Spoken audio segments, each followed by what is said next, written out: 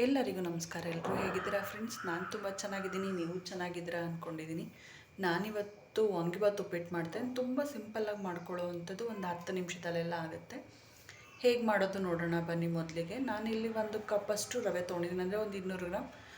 ನಾವು ಉಪ್ಪಿಟ್ಟು ರವೆನೇ ಅಂತ ಹೇಳ್ತೀವಲ್ಲ, ಅದನ್ನು ತೊಗೊಂಡಿದ್ದೀನಿ. ಅದನ್ನು ಚೆನ್ನಾಗಿ ಒಂದು 4ರಿಂದ 5 ನಿಮಿಷ ಹುರ್ಕೋಬೇಕಾಗತ್ತೆ. ನೋಡಿ, ಈ ರೀತಿ ಒಳ್ಳೆ ಘಮ ಬರುತ್ತಲ್ಲ, ಅಲ್ಲಿವರೆಗೂ ನಾವು ಹುರ್ಕೋಬೇಕಾಗತ್ತೆ. ಆದಷ್ಟು ಅಂದರೆ ತುಂಬ ಕಡಿಮೆನೂ ಇಲ್ಲ, ತುಂಬ ಜೋರು ಎಲ್ಲ ಇರೋ ಮಧ್ಯದಲ್ಲಿರುವಂಥ ಉರಿನ ಇಟ್ಕೊಂಡು ರವೆನ ಹುರ್ಕೊಳ್ಳಿ. ಸೀದೋಗ್ಬಿಟ್ರೂ ತುಂಬ ಚೆನ್ನಾಗಿರೋದಿಲ್ಲ, ಹಸಿ ಹಸಿ ಥರ ಇದ್ದರೂ ಚೆನ್ನಾಗಿರೋದಿಲ್ಲ. ಒಂದು ಹದ ನೋಡ್ಕೊಂಡು ಹುರ್ಕೊಳ್ಳಿ. ಅದು ಒಳ್ಳೆ ಘಮ ಬರುತ್ತಲ್ಲ, ಅಲ್ಲಿವರೆಗೂ ನಾವು ರವೆನ ಹುರ್ಕೋಬೇಕಾಗತ್ತೆ. ನೋಡಿ, ಈ ರೀತಿ ಎಣ್ಣೆ ಹಾಕ್ದಲೇ ಹುರ್ಕೊಳ್ಳಿ, ಆದಷ್ಟು ಚೆನ್ನಾಗಾಗತ್ತೆ. ನಾವು ರವೆ ಹಾಕಬೇಕಾದ್ರೆ ಅದು ನೀಟಾಗೆ ಬರುತ್ತೆ. ನೋಡಿ, ಈ ರೀತಿ ಹುರ್ಕೊಂಡ್ರೆ ಸಾಕಾಗತ್ತೆ, ಒಳ್ಳೆ ಘಮನೂ ಬರ್ತಿದೆ. ಈಗ ಅದೇ ಬಾಣಲಿಗೆ ನಾನಿಲ್ಲಿ 1 ಟೇಬಲ್ ಸ್ಪೂನಷ್ಟು ಎಣ್ಣೆ ತೊಗೊಂಡಿದ್ದೀನಿ. ಎಣ್ಣೆ ಕಾಯ್ದಿದ್ದಕ್ಕೆ ನಾನಿಲ್ಲಿ ಒಂದು 4ರಿಂದ 5 ಗೋಡಂಬಿ ಫಸ್ಟು ಸೇರಿಸ್ಕೊತಾ ಇದ್ದೀನಿ. ಫಸ್ಟ್ ಇದನ್ನು ಒಂದು 30 ಸೆಕೆಂಡ್ಸ್ ಆದರೂ ನಾವು ಇದನ್ನು ಹುರ್ಕೋಬೇಕಾಗತ್ತೆ. ಒಂದೇ ಥರ ಉಪ್ಪಿಟ್ಟು ತಿನ್ನೋದಕ್ಕಿಂತ ಈ ಥರ ಉಪ್ಪಿಟ್ಟು ಮಾಡ್ಕೊಂಡು ತಿಂದರೆ ಎಲ್ರಿಗೂ ಇಷ್ಟವೂ ಆಗುತ್ತೆ. ನೋಡಿ, ಇದು ಗೋಡಂಬಿ ಒಂದು 30 ಸೆಕೆಂಡ್ಸ್ ಆದಮೇಲೆ 1 ಟೀ ಸ್ಪೂನಷ್ಟು ಸಾಸಿವೆ, 1 ಟೀ ಸ್ಪೂನಷ್ಟು ಜೀರಿಗೆ, 1 ಟೀ ಸ್ಪೂನಷ್ಟು ಉದ್ದಿನಬೇಳೆ, ಹಾಗೆ 4ರಿಂದ 5 ಹಸಿಮೆಣ್ಸಿನ್ಕಾಯಿ ಮತ್ತು ಕರಿಬೇವಿನ ಸೊಪ್ಪು, ಒಂದು ಸ್ವಲ್ಪ ಹಿಂಗೆ ಹಾಕಿ ನಾವು ಇದನ್ನೆಲ್ಲನೂ ಫ್ರೈ ಮಾಡ್ಕೊಂಬಿಡೋಣ. ತುಂಬ ಕೆಂಪಾಗೋವರೆಗೂ ಬಿಡಬೇಡಿ. ಒಂದು ಹದ ಬರ್ತಿದ್ದ ಹಾಗೆಯೇ ಕಟ್ ಮಾಡ್ಕೊಂಡಂತಹ ಈರುಳ್ಳಿನ ಇದ್ರ ಜೊತೆಯಲ್ಲೇ ಸೇರಿಸ್ಕೊಳ್ಳಿ. ಉದ್ದುದ್ದಕ್ಕೆ ಕಟ್ ಮಾಡ್ಕೊಳ್ಳಿ, ತಿನ್ನೋದಕ್ಕೆ ಚೆನ್ನಾಗಿರುತ್ತೆ. ಫ್ರೈ ಮಾಡ್ಕೊತಾ ನಾನು 1 ಈರುಳ್ಳಿ ಮಾತ್ರ ಸೇರಿಸ್ಕೊಂಡಿದ್ದೀನಿ ಇಲ್ಲಿ.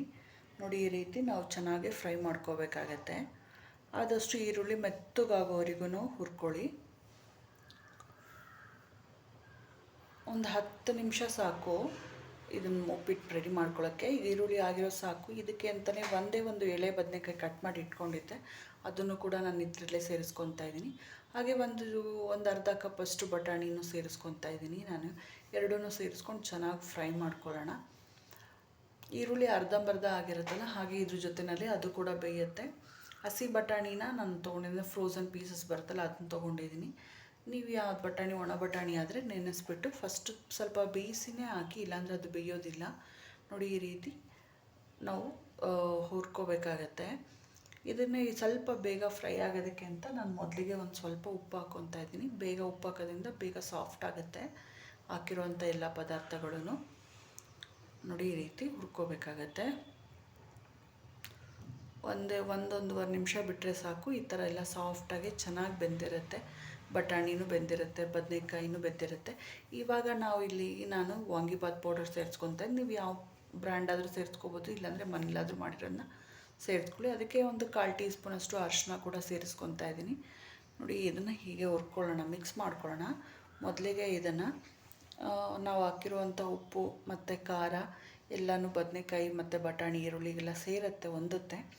ಹಾಗಾಗಿ ನಾವು ಒಂದು 30 ಸೆಕೆಂಡ್ಸ್ ಇದನ್ನು ಫ್ರೈ ಮಾಡ್ಕೊಂಡಾದ್ಮೇಲೆ ನೀರು ಸೇರಿಸ್ಕೋಬೇಕಾಗತ್ತೆ. ಇದರಲ್ಲಿ 1 ಬಟ್ಲಷ್ಟು ರವೆ ತೊಗೊಂಡಿದ್ದೆ, ಅದರಲ್ಲೇ ನಾನು 3 ಬಟ್ಲಷ್ಟು ನೀರು ತೊಗೊಂಡು ಸೇರಿಸ್ಕೊತಾ ಇದ್ದೀನಿ. ಇನ್ನೊಂದು ಸ್ವಲ್ಪ ಸಾಫ್ಟಾಗಿ ಇರಬೇಕು ಅಂತಂದರೆ ಇನ್ನೊಂದು ಅರ್ಧ ಬಟ್ಲು ಸೇರಿಸ್ಕೊಳ್ಳಿ. ನಾನು ಹಾಗೆ ಒಂದು ಅರ್ಧ ನಿಂಬೆಹಣ್ಣು ಕೂಡ ಇಲ್ಲಿ ಸೇರಿಸ್ಕೊತಾ ಇದ್ದೀನಿ. ನಾನು ಟೊಮೆಟೊ ಬಳಸಿಲ್ಲ, ಹಾಗಾಗಿ ನಾನು ನಿಂಬೆಹಣ್ಣು ಮಾತ್ರನೇ ಇಲ್ಲಿ ಅರ್ಧ ನಿಂಬೆಹಣ್ಣು ಸೇರಿಸ್ಕೊತಾ ಇದ್ದೀನಿ. ಮತ್ತು ಇನ್ನೊಂದು ಸ್ವಲ್ಪ ಉಪ್ಪು ಹಾಕಿ ಇಲ್ಲಿ ಮತ್ತೆ ತಿರುಗಿಸ್ಕೊಳ್ಳೋಣ.